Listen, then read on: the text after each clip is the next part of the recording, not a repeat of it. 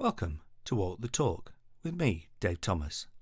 Thank you for downloading this edition of the programme. I do hope you enjoy it.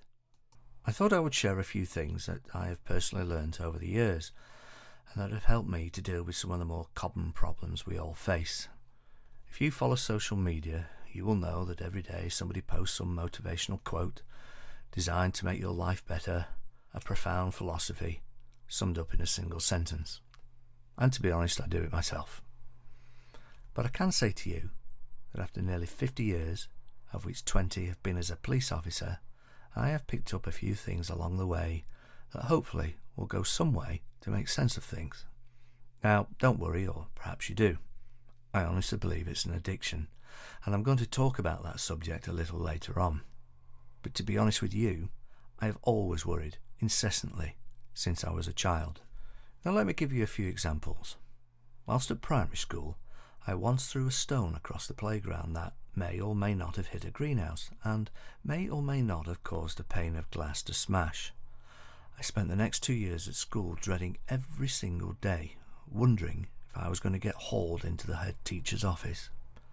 I would see the old man every day in his garden with his silver hair, thinking he was looking right at me, knowing that I had smashed his glass and waiting for his moment to pounce. Later on, I remember being on holiday in Austria and being licked by a dog. I was convinced I had an open wound and I had caught rabies and I was going to die. It ruined my 2 weeks abroad. I'd watched The Omen and convinced myself I was the Antichrist because I had a strange scar I had inflicted on myself several years earlier, skiing down a snow-laden hill on an old car door.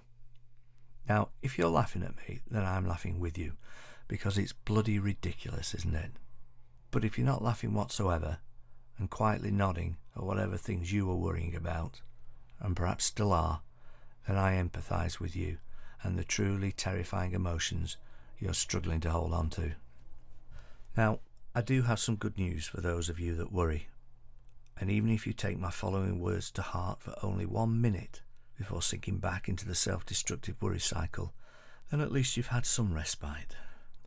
Worriers will take any worry-free moments they can before they worry about not worrying and sink back again.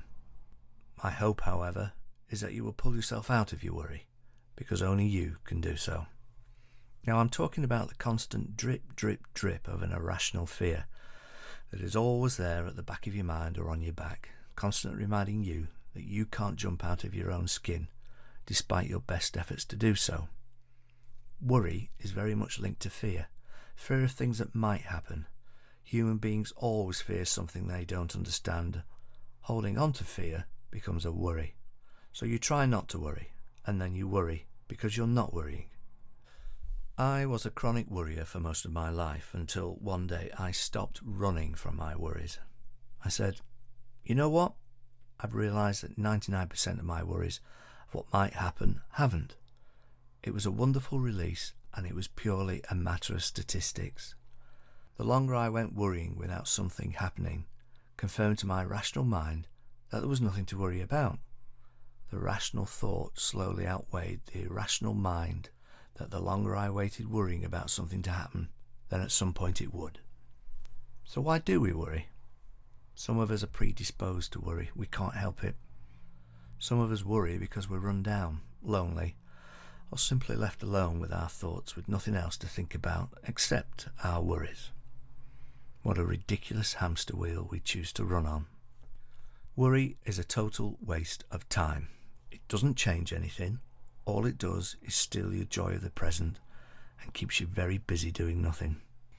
So all I can say is try not to let worry consume you. Don't worry that you're trying not to worry. If you finally conquer yourself not to worry, don't be surprised at the peace you'll find. Allow yourself the peace you've a right to. And if you can't stop worrying for a second and see how that goes. And then a minute. And then 10 minutes. And so on. Now, as I said earlier, worry for some was an addiction, and for many years I was an addict.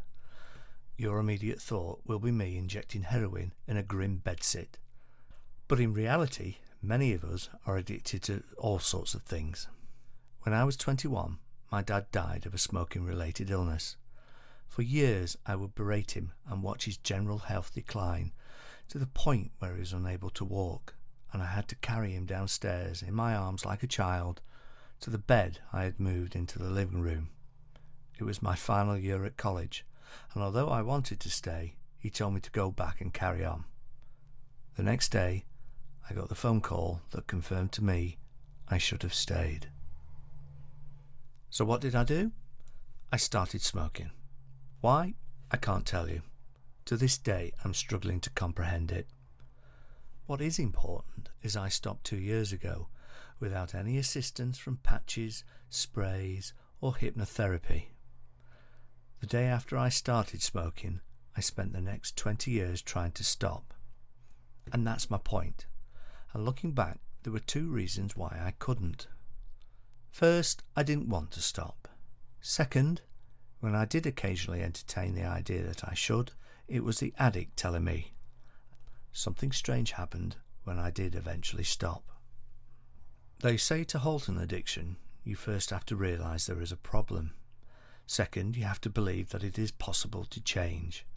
And third, you realise that the person who became addicted cannot be the same person that stops. And that's what happened with me.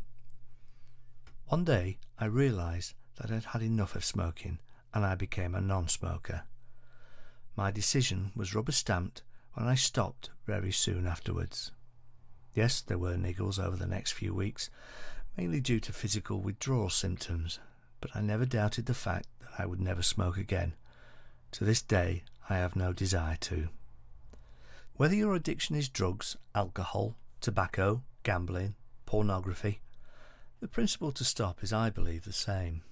Yes, some addictions are illegal, some are not. Some only hurt yourself, whilst other addictions can hurt a whole family. And some are more addictive than others. But if you want it, then you'll get it. It takes courage, not to stop, but to change. Stopping is the easy bit. But what you're asking yourself to do is to throw away yourself and replace it with somebody new. What happens when you do that? Will I survive? How can I live with myself? Well, you will, I promise you.